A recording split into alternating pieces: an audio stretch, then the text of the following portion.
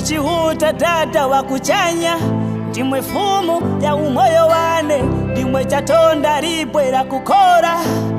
Ngati imwe niringarane mwarusya vyose, imwe ni ndowa yane tata. Fumu ya chitemwa nanga uri charu chinitinke ine kumanya niri na vatata mbonoskiwane nyengo ya masuzyo tata. Ngati imwe nizyororane chitemwa chinu chikuru, ewo tawonga ise chihuta imwe mukatipa mwana winu, tawonga ise vatata imwe sakatifwira pampinjika ise, tawonga ise chiriche chakumuongerani mwe, tawonga ise tata chitemwa chinu chikuru, ewo tawonga ise vatata imwe mukatipa mwana winu, chihuta imwe sakatifwira pampinjika ise, tawonga ise chiriche chakumuongerani mwe, tawonga ise.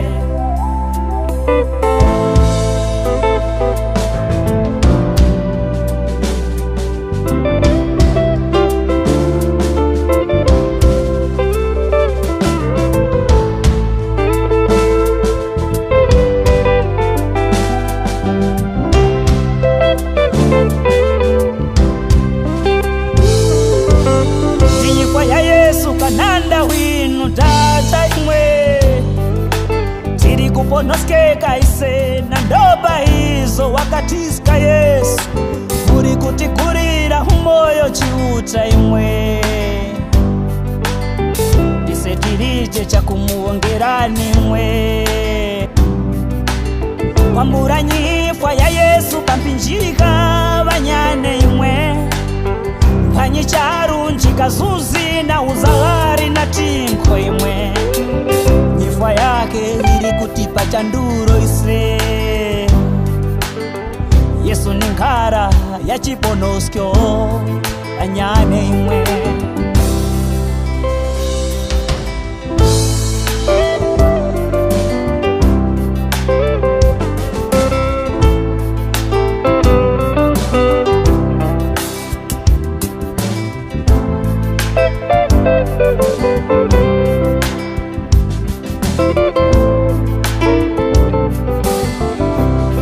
Chitemwa chinu chikuru, ewo tawonga ise chihuta imwe mukatipa mwana winu, tawonga ise vatata imwe sakatifwira pampinjika ise,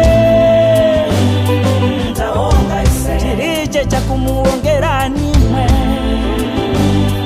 tawonga ise tata chitemwa chinu chikuru, ewo tawonga ise vatata imwe mukatipa mwana winu, chihuta imwe sakatifwira pampinjika ise.